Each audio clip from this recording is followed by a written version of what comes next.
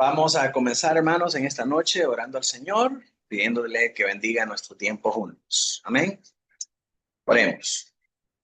Padre nuestro que estás en el cielo y en todo lugar, te damos gracias, Señor, por este día. Gracias, Padre, por la oportunidad que nos das de poder dedicarnos en este tiempo al estudio de tu palabra.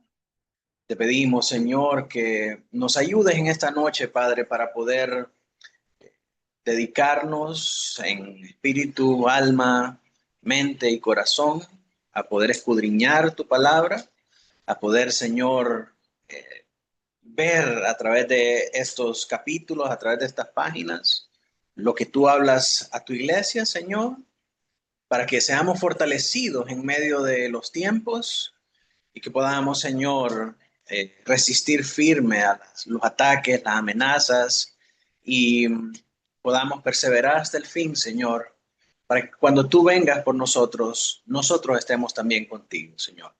En el nombre de Jesús oramos, amén y amén. Bien, mis hermanos, creo que sí estamos grabando. Vamos a comenzar esta noche con nuestro estudio de Apocalipsis y vamos a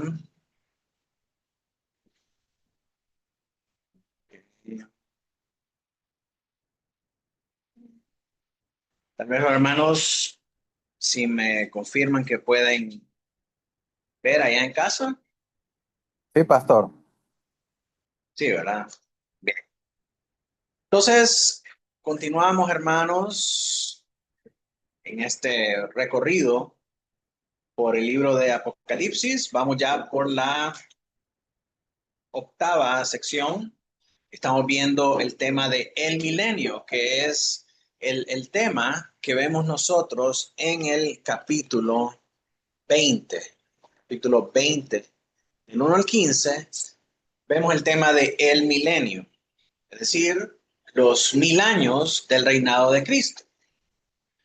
Entonces, dentro de este capítulo 20 dijimos que se divide en dos partes. La primera parte, que es del 1 al 6, describe la era de la iglesia que cronológicamente precede a los eventos del juicio final que fueron narrados en los capítulos del 17 al 19.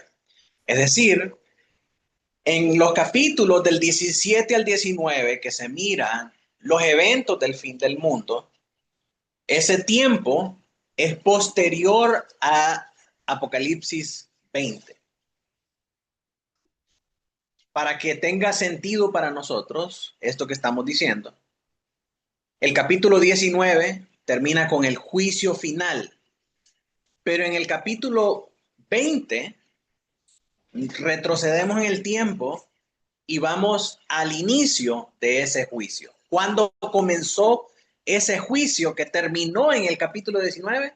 Comenzó con la resurrección de Cristo, comenzó en la era de la iglesia y culmina en los versículos finales que vimos en el capítulo 19. Es decir, después del capítulo 19 venimos a ver una precuela, ¿verdad? ¿Qué fue lo que pasó antes? ¿Cuándo comenzó este juicio final? En la cruz. Y por eso el capítulo 20 comienza hablándonos de la era de la iglesia, la era de la victoria de Cristo sobre Satanás, en la que Satanás es atado para limitar su poder y al final de este tiempo, pues viene el tiempo del juicio final con la segunda venida de Cristo, y ahí vemos la segunda parte de este capítulo 20. Del 1 al 6, entonces, es una precuela que comienza con la resurrección y termina con la segunda venida de Cristo. Luego, en los versículos del 7 al 15, donde vemos la segunda parte de este capítulo 20, recapitula el juicio final que ya se vio en los capítulos anteriores. Y esto expande y detalla los eventos ya mencionados en Apocalipsis 19 del 11 al 21 y también del 16, capítulo 16, versículos del 14 al 21. Entonces ahorita estamos ubicados en la primera parte que tiene que ver con la era de la iglesia. Dentro de esta era de la iglesia, avanzamos en nuestro bosquejo a la inauguración del milenio en esta era de la iglesia, que son los versículos del 1 al 3. Y esos son los que vamos a leer el día de hoy. Entonces, voy a pedirle a alguien que me ayude a leer ahí, con voz fuerte.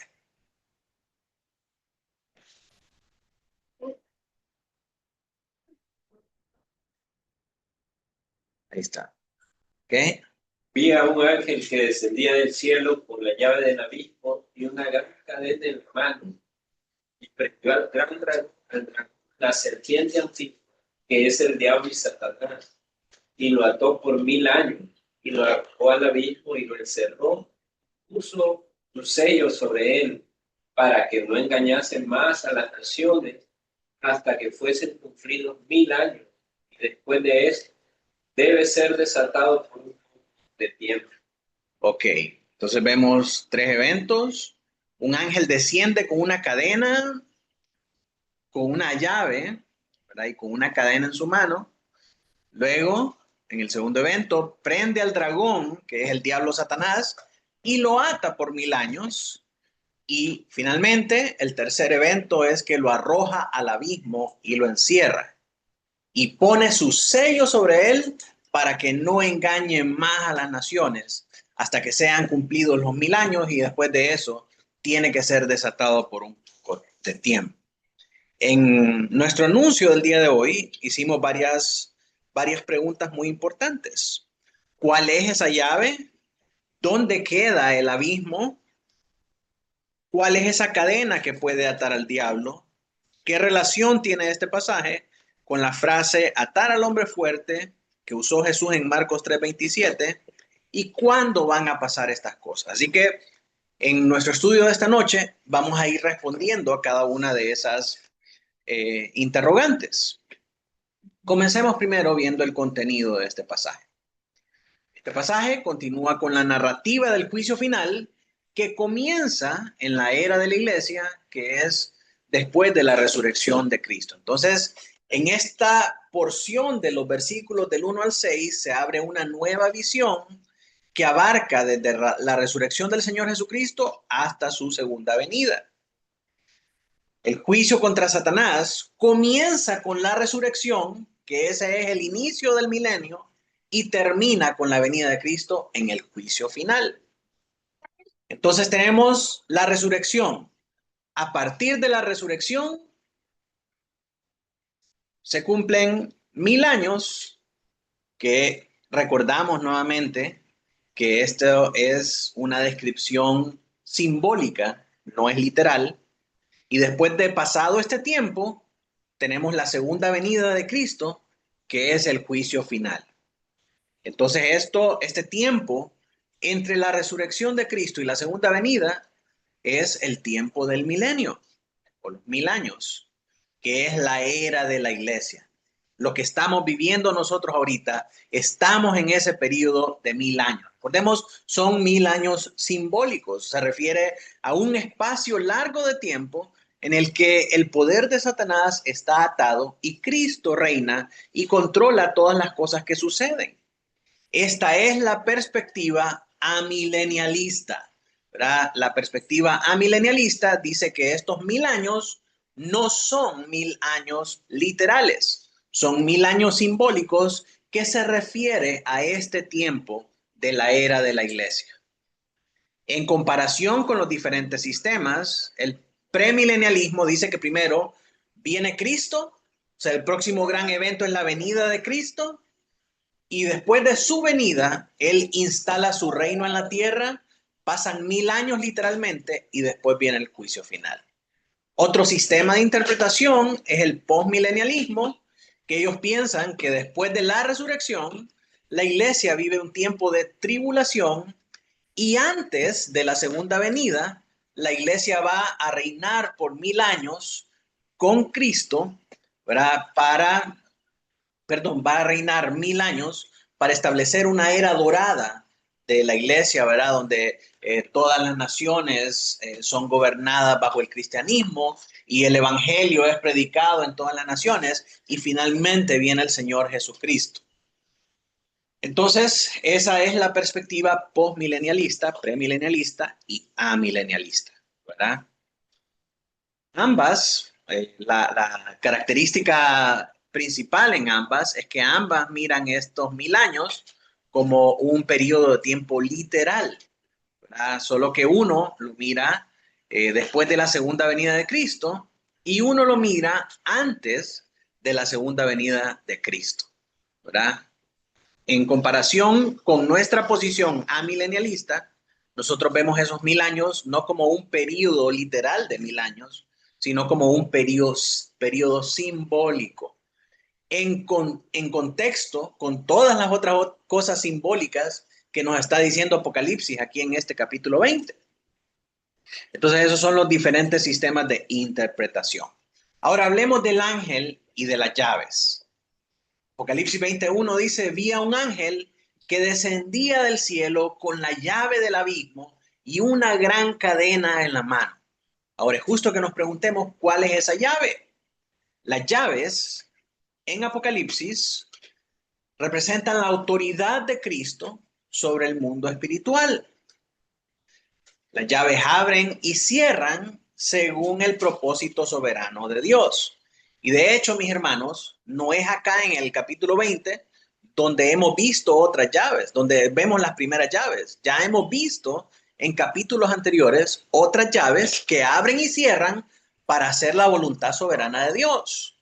Por ejemplo, en Apocalipsis 1:18, si alguien lo puede leer. Y el que vivo y estuve muerto, mas he aquí que vivo por los siglos de los siglos. Amén. Y tengo las llaves de la muerte y del Hades. Sí, el Señor Jesucristo hablando dice, yo soy el que vivo y estuve muerto, pero vivo por los siglos de los siglos. Amén. Y yo tengo las llaves de la muerte y del Hades. ¿Qué significan esas llaves entonces? No son llaves literales. Las llaves es una forma de expresión para referirse a la autoridad de Cristo para someter bajo su voluntad la muerte, el Hades y todas las cosas que funcionan bajo su creación. Las llaves entonces son la autoridad de Cristo. Y ahí viene la primera respuesta a la pregunta que nos hicimos esta tarde. ¿Cuáles son esas llaves? La autoridad del Señor Jesucristo.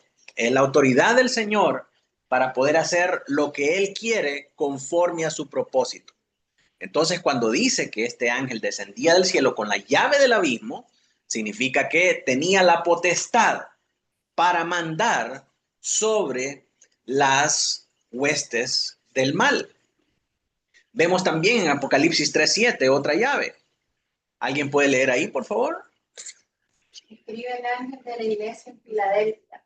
Esto dice el santo, el verdadero, el que tiene la llave de David, el que abre y ninguno cierra, cierra y Sí, aquí vemos la llave de David para entrar y salir, para hacer conforme a su propósito dentro de la iglesia, para hacer en su pueblo de acuerdo a su beneplácito.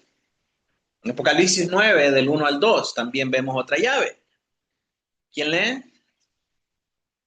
El quinto ángel tocó la trompeta y vi una estrella que cayó del cielo a la tierra y se le dio la llave del pozo del abismo. Y abrió el pozo del abismo y subió humo del pozo como humo de un gran horno. Y se oscureció el sol y el aire por el humo del pozo.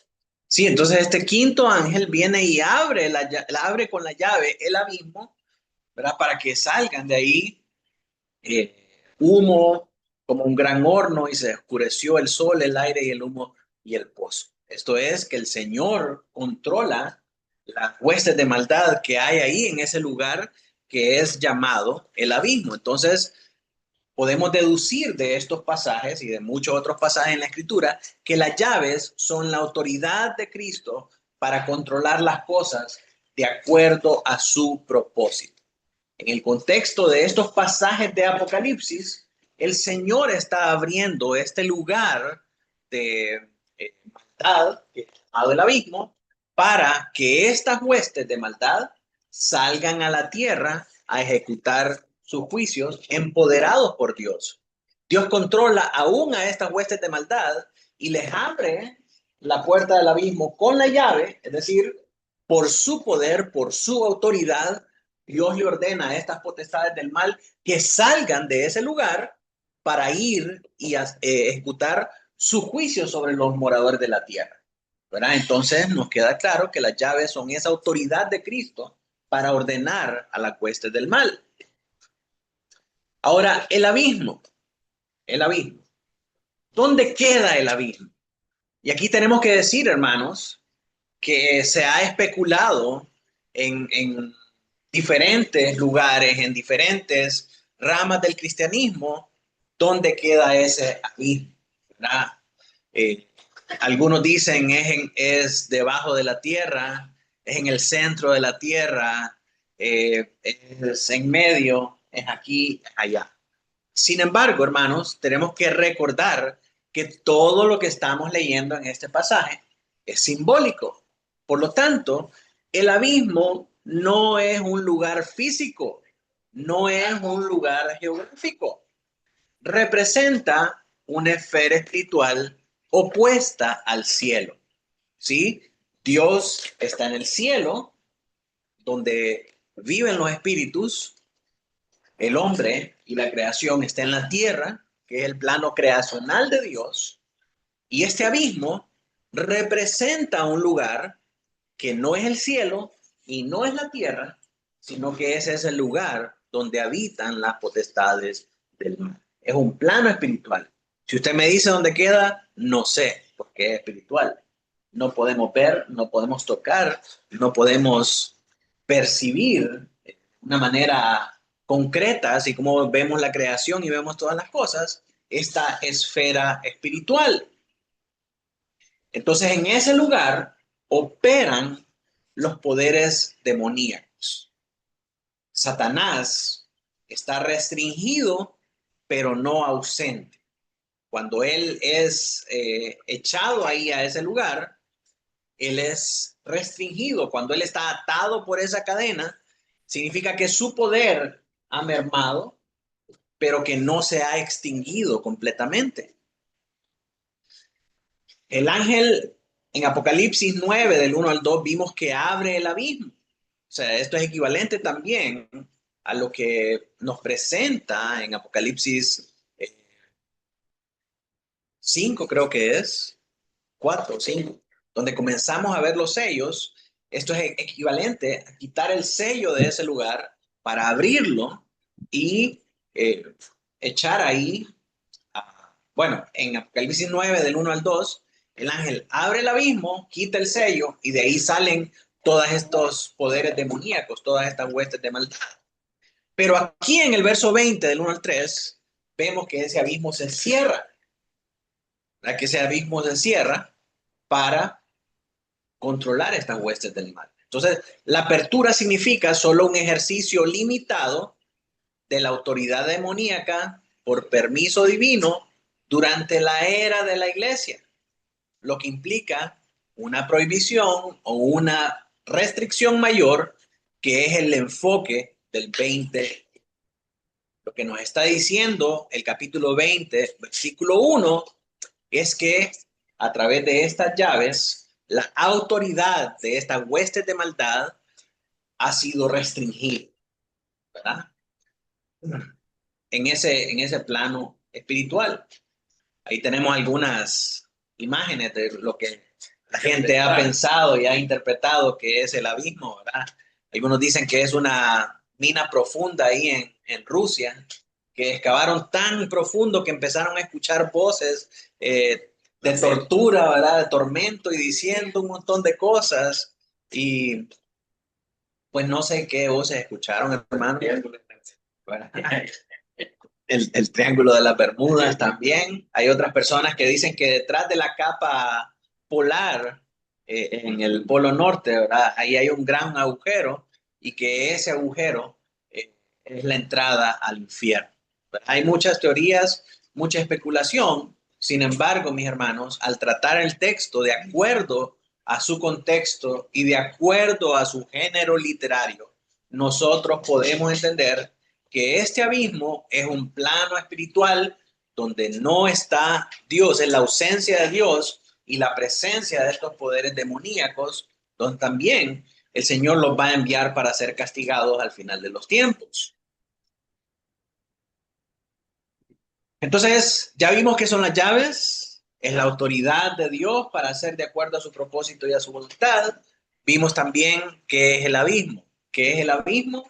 Es un lugar espiritual donde el Señor tiene a estas huestes, a estas potestades del mal. Ahora, hablemos un poco, ¿perdón? En relación con lo de la que dice que no es el Sí, vamos a ver un poco de eso cuando hablemos del contexto de este abismo en en el, en el Nuevo Testamento y el contexto de la atadura de Satanás en el Nuevo Testamento, ¿verdad? Porque no solo Pedro, sino que Pablo también menciona a los colosenses acerca de esa atadura de Satanás y el autor de los Hebreos también menciona acerca de la atadura de Satanás y vamos a ver cómo eso es parte de lo que la iglesia primitiva creía también y promulgaba. Entonces hablemos de la apertura de la vida. Esta apertura de este reino demoníaco durante la era de la iglesia ya ha sido tocada previamente cuando se desencadenan los cuatro jinetes, en especial el cuarto jinete. Leamos lo que dice Apocalipsis 6:8. Miré y he aquí un caballo amarillo, y el que lo montaba tenía por nombre muerte, y el Hades le seguía. Y le fue dado potestad sobre la cuarta parte de la tierra para matar con espada, con hambre, con mortandad y con las fieras de la tierra.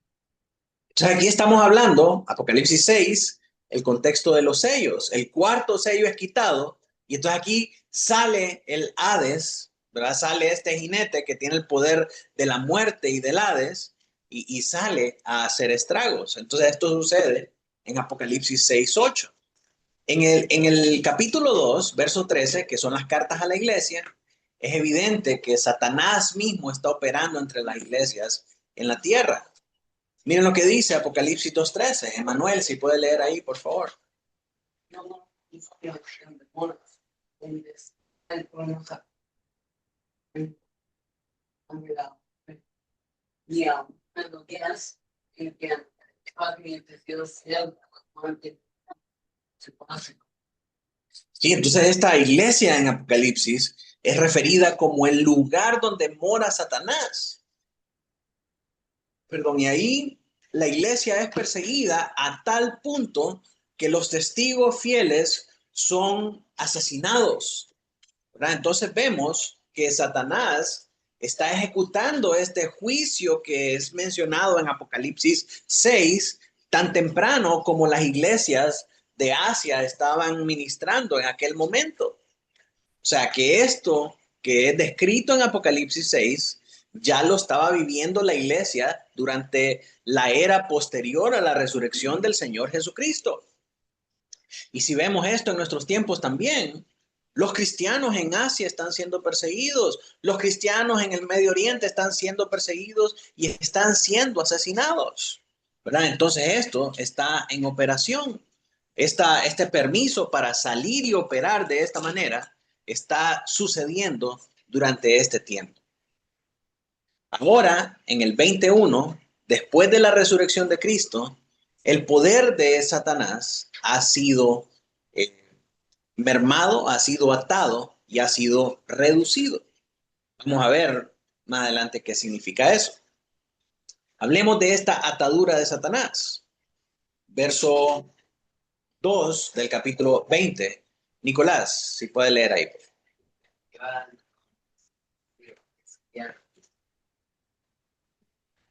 Dice que prendió al dragón, la serpiente antigua, que es el diablo y Satanás, y lo ató por 1000 años.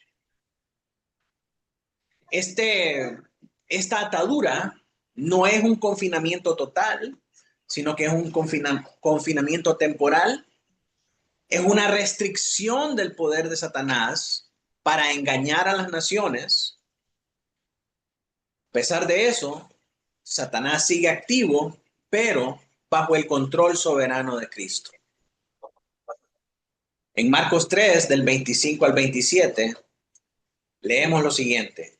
Si una casa está dividida contra sí misma, tal casa no puede permanecer. Y si Satanás se levanta contra sí mismo y se divide, no puede permanecer, sino que ha llegado su fin.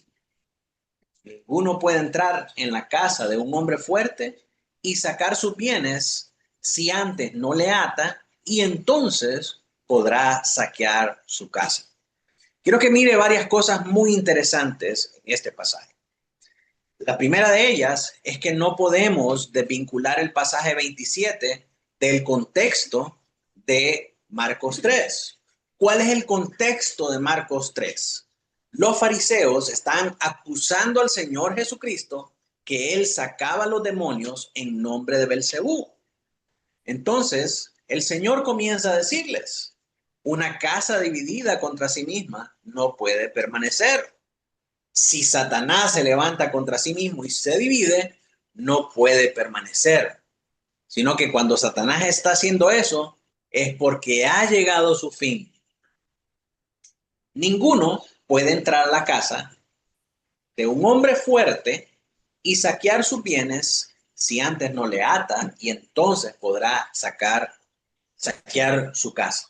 En este contexto, el Señor Jesucristo está diciendo que este hombre fuerte es Satanás. Y al ser atado, él está hablando de su poder soberano, de su potestad, para atar a este hombre fuerte, que es Satanás, y saquear la casa. Esa analogía Jesús la está utilizando para decir que él tiene poder sobre Satanás, que él no opera como los fariseos dicen que lo hace en nombre de Satanás. Eso es lo que está hablando este versículo. Este versículo, mis hermanos, no es una prescripción para la iglesia, para que la iglesia venga a atar al hombre fuerte, porque el hombre fuerte ya ha sido atado por Cristo durante la resurrección. Es el Señor Jesucristo el que tiene el poder para atar a Satanás. No es la iglesia. La iglesia no está mandada a atar al hombre fuerte. Esto que dice el Señor acá en Marcos 3:27 lo dice acerca de él mismo y su poder por medio de la resurrección para atar a Satanás y quitarle su dominio y su poder. Esta palabra hombre fuerte es la palabra griega iskiros, que significa poderoso. Y en este contexto, ese poderoso es Satanás. Luego en Lucas 10, del 18 al 19, el Señor Jesús está diciendo, yo veía a Satanás caer del cielo como un rayo. He aquí, os doy potestad de hollar serpientes y escorpiones y sobre toda fuerza del enemigo, y no os dañará. Entonces el Señor Jesucristo está diciendo, después de haber atado a este hombre fuerte, Satanás es expulsado del cielo, Satanás cae del cielo, y ahora sí, el Señor, a causa de su potestad, le entrega esa potestad a la iglesia para que la iglesia pueda avanzar en sus planes de evangelismo y de proclamación del mensaje del evangelio. Jesús primero ata a Satanás y después Satanás cae del cielo. Pero aunque está atado, no está del todo ausente. Su poder está limitado y vamos a ver qué significa eso, que su poder esté limitado. Y aquí es donde vemos las ataduras en el Nuevo Testamento. Colosenses 2, del 13 al 15. Adrián, ¿quiere leer ahí? Y a vosotros, estando muertos en pecado, y en la incircuncisión de vuestra carne, os dio vida juntamente con él, perdonándoos todos los pecados, anulando el acta de los decretos que había contra nosotros, que nos era contraria, quitándola del medio y clavándola en despojando a los principados y a los potestades, los exhibió públicamente, triunfando sobre ellos en la. Entonces el Señor Jesucristo, a través de su muerte y su resurrección, despojó a los principados y a las potestades y los exhibió públicamente, triunfando sobre ellos en la cruz. Esto es lo mismo que el Señor Jesús está diciendo en Marcos 3. Ató al hombre fuerte y lo despojó de su poder, le quitó su poder.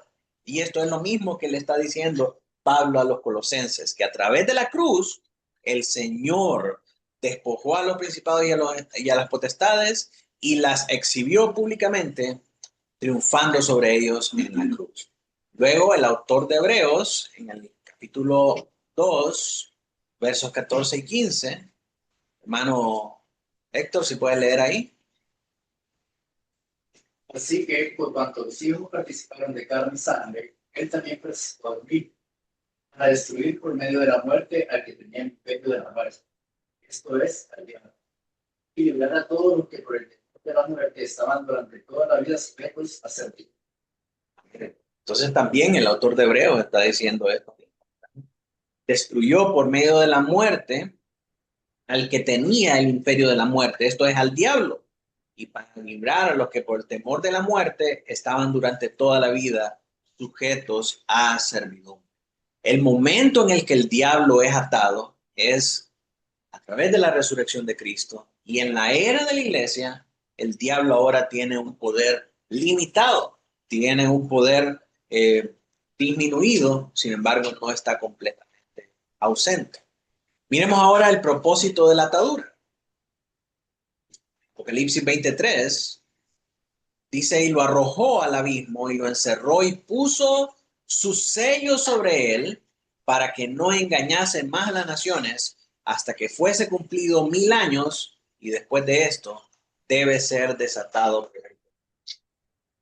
Entonces, ahí es arrojado al abismo y encerrado, y pone su sello sobre él para que no engañen más a las naciones hasta que sean cumplidos los 1000 años. Es decir, en la segunda venida de Cristo, cuando se cumpla el fin de los 1000 años, ahí va a ser desatado por un poco de tiempo únicamente para ser juzgado y destruido. Entonces, ante esta atadura, ante esta mordaza que Cristo le pone a Satanás por medio de la resurrección, Satanás no puede ahora obstaculizar la salvación de los elegidos. Vamos a ver lo que eso significa, porque si Dios elige a alguien, Dios lo va a salvar contra cualquier obstáculo.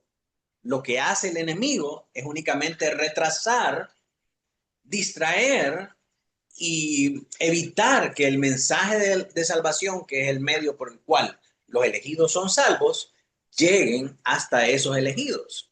Pero vamos a hablar más adelante acerca de estos obstáculos y cómo nos muestra la Escritura que Satanás obstaculiza la salvación de los elegidos, o obstaculizaba la salvación de los elegidos antes de ser atado.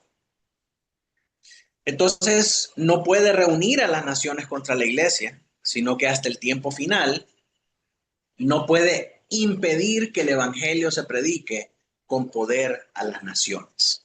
Ahora que ha sido atado, la iglesia tiene libertad para predicar este evangelio y para llegar hasta los confines de la tierra. Mire si no es cierto que el Señor lo dice en el verso de la Gran Comisión, y ahora lo entendemos de una manera más amplia. Mateo 28, del 18 al 20. Se acercó Jesús y les habló diciendo, toda potestad me es dada en el cielo y en la tierra. ¿Qué está hablando aquí el Señor Jesucristo? Que a través del poder de la resurrección, Él venció sobre el enemigo ya no tiene más potestad, sino que la potestad entera pertenece al Señor Jesucristo. Entonces, como el Señor Jesucristo tiene potestad sobre el diablo y sobre la muerte, ahora Él empodera a la iglesia y le da esa potestad para ir y hacer discípulos a las naciones, cosa que antes no podía hacer. Pero ahora, por el poder de Cristo, la iglesia es llamada y es empoderada para ir y llevar este evangelio a todo el mundo. Y el Señor dice, yo estoy con vosotros todos los días hasta el fin del mundo. El Señor garantiza su presencia con nosotros. El Señor empodera a la iglesia para que este evangelio llegue hasta los confines de la tierra. Mateo 24:14 dice, y será predicado este evangelio del reino en todo el mundo para testimonio a todas las naciones, y entonces vendrá el fin.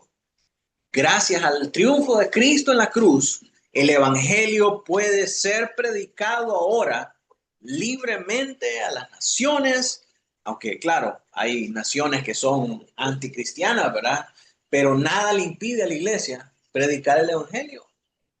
Hay siervos de Dios predicando el evangelio, aunque de manera oculta, de manera secreta, ¿verdad? Pero están predicando y el Señor los empodera y el Señor los usa y el Señor salva a través de esa predicación. Cuando menciona esta operación, esto de que en otro tiempo Dios veía Eso, la ignorancia. exactamente, exactamente. Hacia eso vamos ahorita. ¿Cómo obstaculizaba Satanás antes la predicación del evangelio? Israel, el pueblo de Israel, es un testimonio viviente de ese fracaso terrible. Que Israel tenía que ser luz para las naciones, para que la gente conociera al Señor a través de Israel. Pero Israel falló miserablemente en cumplir con este cometido. ¿Por qué? Porque fueron utilizados por el diablo para irse tras dioses ajenos, para promover la idolatría y al final dar un peor testimonio que el de las naciones paganas de Canaán. De esa manera, el diablo previno que Israel cumpliera con ese propósito que ellos tenían de ser luz a las naciones. Entonces, Satanás, antes de ser atado, engañaba a las naciones y mantenía a la humanidad en oscuridad espiritual. Hechos 14:16. En las edades pasadas, Él ha dejado a todas las gentes andar en sus propios caminos. Sí, por eso cuando pensamos en las civilizaciones pasadas, ¿verdad? Que ellos adoraban a sus dioses, practicaban otras cosas, eran ajenos a Dios. ¿Y qué pasó con ellos? Bueno, ellos fueron condenados. ¿Por qué? El Satanás los engañó y los llevó hacia esta idolatría que terminó en su juicio y en su condenación completa. Hechos 17:30, Aline. Pero Dios, habiendo pasado por alto los tiempos de esa ignorancia, ahora manda a todos los hombres en todo lugar que se arrepientan. Ahora el evangelio es claro, ahora el evangelio es predicado, ahora sabemos que el único mediador entre Dios y los hombres es Jesucristo, ahora sabemos que el único camino al Padre es el Señor Jesucristo, entonces ahora el Señor manda a todos los hombres en todo lugar que se arrepientan. Ya los tiempos de antes pasaron, ¿verdad? Ya esos tiempos de oscuridad quedaron atrás. Ahora la luz del evangelio ha sido presentada a los hombres por medio de Jesucristo. Isaías dice también, el pueblo que andaba en tinieblas vio gran luz. Esa luz es Jesucristo. Romanos 1:21, Pamela. Pues habiendo conocido a Dios, no le glorificaron como a Dios y le dieron gracias, sino que se envanecieron en sus razonamientos y su necio corazón fue entendidos. Sí, entonces estos eran los obstáculos de Satanás. Alejar a la gente de la predicación del mensaje verdadero, alejar a la gente de la alabanza al Dios verdadero, promoviendo sus propios razonamientos que envanecen la mente y la necedad de su corazón para andar en tinieblas. Ahora, ¿hubieron salvos en este tiempo? ¿Hubieron salvos en ese tiempo de oscuridad? Sí, Sí. claro que sí. Si fueron elegidos, el Señor los salvó. Por los medios o como sea, el Señor los salvó. Pero que hubieron otros que se perdieron a causa de estos obstáculos y a causa de este entenebrecimiento. Israel, decíamos, fracasó en su misión de ser luz a las naciones. Y aunque los elegidos eran salvados, vemos los creyentes en el Antiguo Testamento como Abraham o David. Hebreos 11 está llena de todos los creyentes en el Antiguo Testamento que tuvieron fe y fueron justificados por la fe. Nos evidencia que habían elegidos y que fueron salvados. La predicación de las buenas nuevas a las naciones estaba velada, restringida y era menos evidente. Y por esa razón, mis hermanos, Era necesario que Dios hiciera estas intervenciones milagrosas y poderosas para poder salvar a los elegidos, porque el mensaje del evangelio no estaba claro, porque Jesús no había venido, porque su poder de la resurrección no había atado al diablo para que la iglesia llevara este mensaje con libertad. Entonces, en ese tiempo, Dios tenía que actuar con este poder sobrenatural para salvar a los elegidos. Y ahora pensamos, ¿por qué ahora Dios no obra con ese poder? Porque ahora ya tenemos la luz del evangelio. Porque ahora ya Cristo ató a aquel que obstaculizaba la predicación del evangelio. Ahora tenemos la luz de Cristo. Cristo ya vino, se presentó a los hombres y ahora manda a la iglesia para que la iglesia vaya y predique. Tenemos esa luz, tenemos la luz del evangelio. No necesitamos esos despliegues y esas manifestaciones de gran poder para creer. Únicamente necesitamos escuchar el mensaje del evangelio para que el poder de Dios opere en nuestro corazón. Los milagros de Dios se hacen ahora en el interior del corazón del hombre. Amén. Por eso se dice que el velo del engaño estaba sobre las naciones. Después de la resurrección de Cristo, Cristo derrotó a Satanás, en lo que le dice Pablo a los colosenses en Colosenses 2:15 y lo que dice también el escritor de Hebreos. Se le ata a Satanás en el sentido de que ya no puede engañar a las naciones para impedir que el evangelio les alcance. Se quita el velo entonces y ahora se predica el evangelio a todas las naciones y la iglesia se edifica de manera global. Satanás no puede obstaculizar la conversión de los elegidos en las naciones.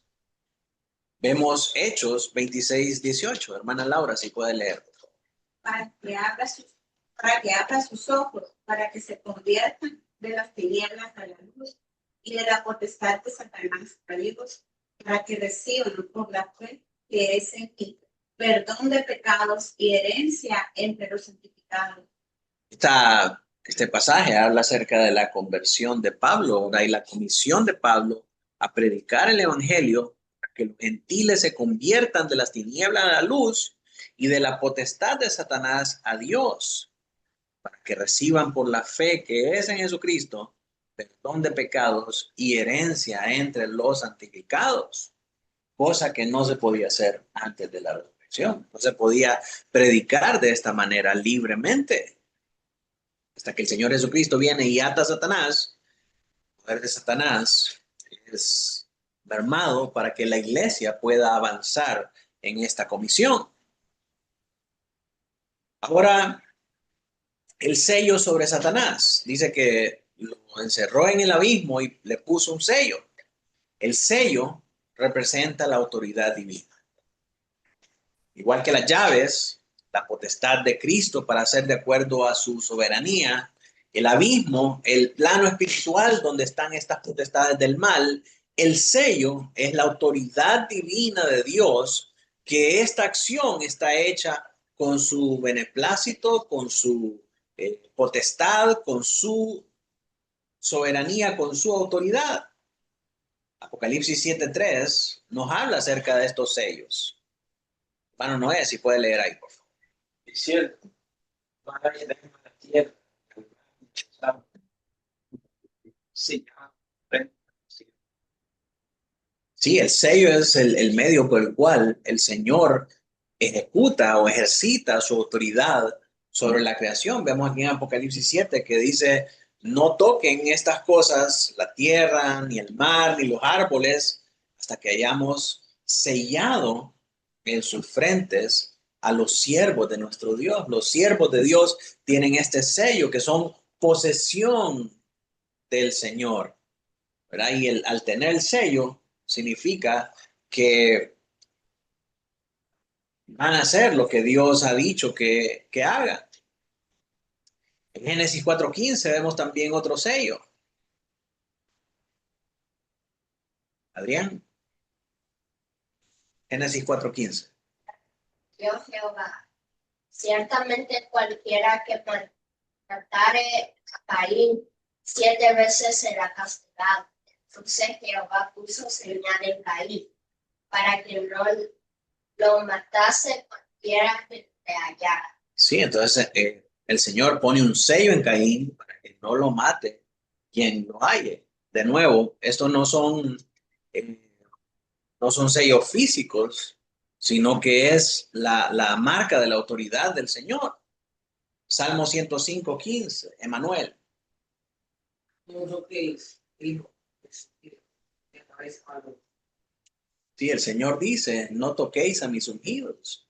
El Señor pone un sello sobre ellos para que las potestades sepan que ellos son posesión exclusiva del Señor. Entonces, el Señor no impide toda actividad demoníaca, pero sí limita su alcance. ¿Verdad? Y esto lo vemos en las iglesias de Apocalipsis.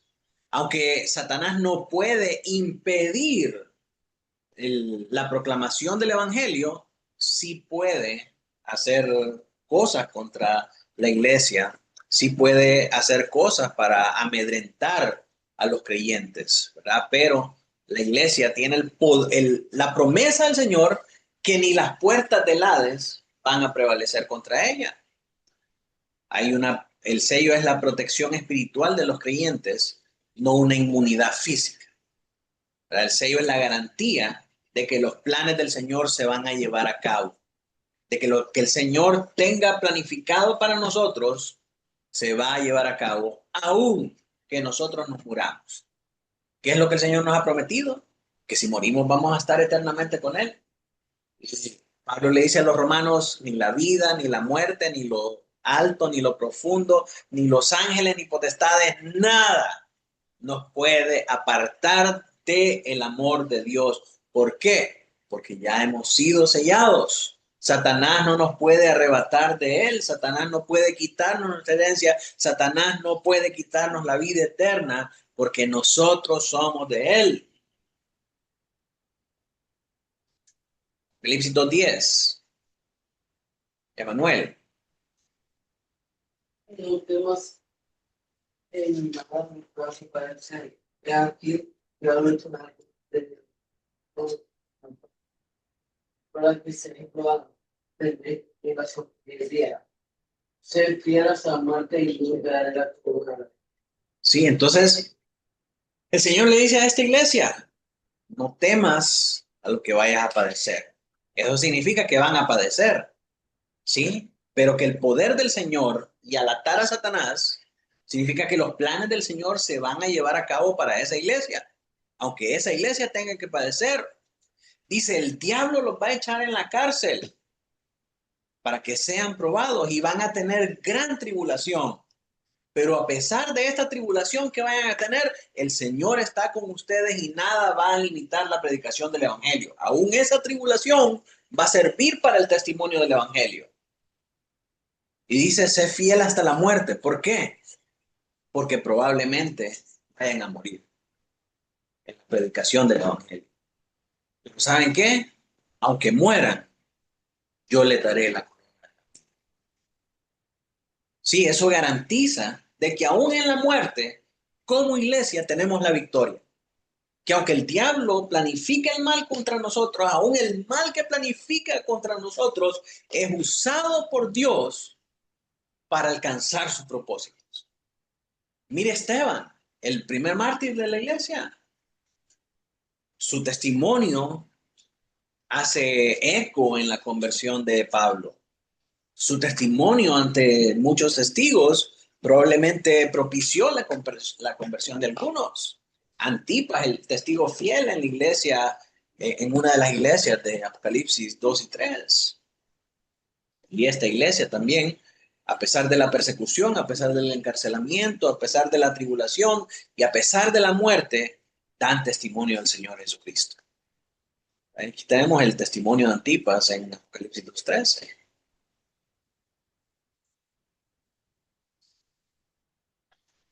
Apocalipsis 23 nos dice que después de esto, Satanás va a ser desatado por un poco tiempo. ¿Qué es esta liberación personal? Esta liberación temporal, ¿cuándo se lleva a cabo? Al final del milenio. al final de la era de la iglesia, antes de la segunda venida del Señor Jesucristo, Satanás es desatado para hacer nuevamente engañar a las naciones, de ir en contra del pueblo de Dios. Y en ese momento el Señor regresa y lo destruye completamente. Así que Satanás va a reunir a las naciones para atacar a la iglesia. Y este engaño final, aún este engaño final, está dentro del plan soberano de Dios y termina en su derrota definitiva. La aplicación teológica, ¿de qué nos sirve saber todo esto? ¿Qué significa esto para nosotros?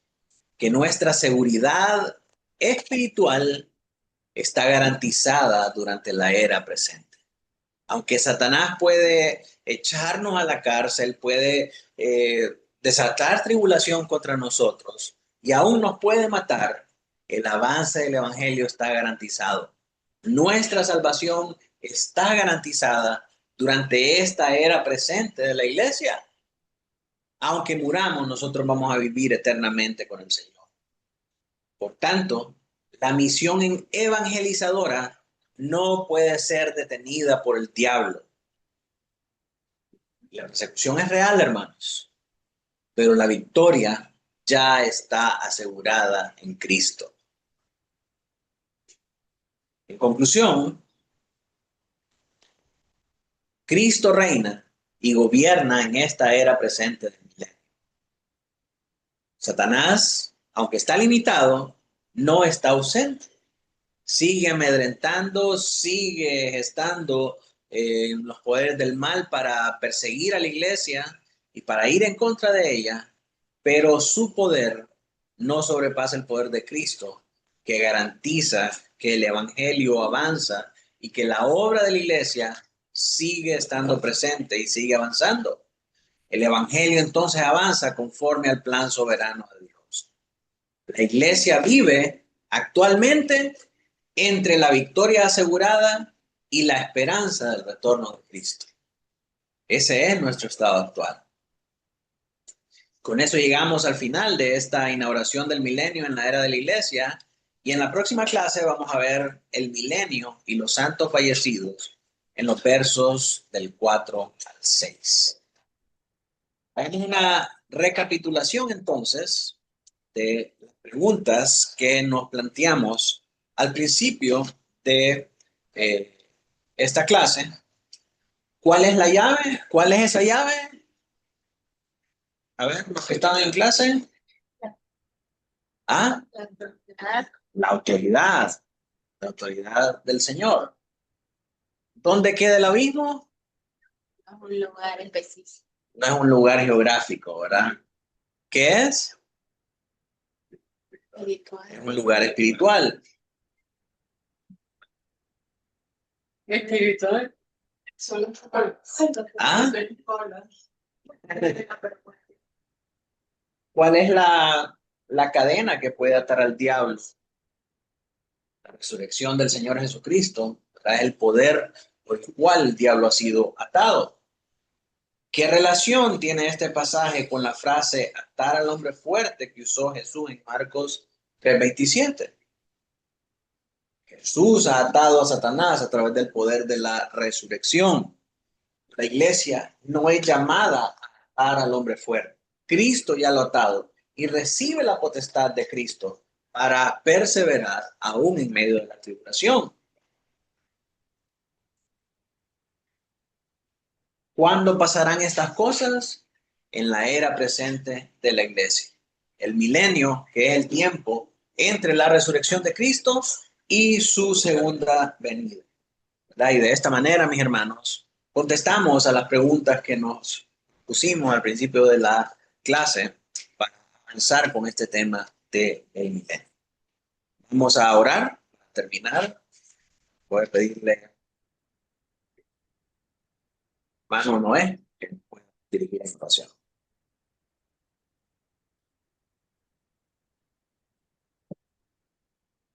Señor, te damos gracias en esta noche por la bendición de estar llegando al capítulo final del libro de Apocalipsis, donde hemos sido muy enriquecidos a la luz del cuadro completo acerca de las profecías, las referencias, los símbolos, Señor, que conectan los aspectos del Antiguo Testamento y el significado. Quería transmitir, Señor, el ángel y así como también el mensajero Juan. Gracias, Señor, porque vemos claro en tu palabra, Señor, la victoria de Cristo sobre todo poder de las tinieblas, que recibió públicamente un desfile victorioso, se ha constituido supremo rey sobre todos los reinos de este mundo, ante quien se doblará toda rodilla, besará Jesucristo, el único Señor. Gracias porque tú guardas la iglesia, guardas sin mancha, sin caída, la fe de los elegidos hasta el día final. Que ni la muerte ni nada creado, Señor, nos podrá separar de ti. Te agradecemos, Señor, porque todas estas promesas son en Cristo para nosotros. De la misma manera podamos partir estas buenas noticias con aquellos que están en oscuridad, ya que tiempo de ignorancia cesó la resurrección de Cristo y ahora en la luz del Evangelio a las naciones hay ese poder, Señor, espiritual para liberar, Señor, a las almas que están en la oscuridad del poder de Satanás, de la esclavitud del pecado, a dar una libertad en Cristo, un nuevo corazón para que puedan vivir para ti. Te damos gracias, Señor, en esta noche en el nombre de Cristo, tu Hijo.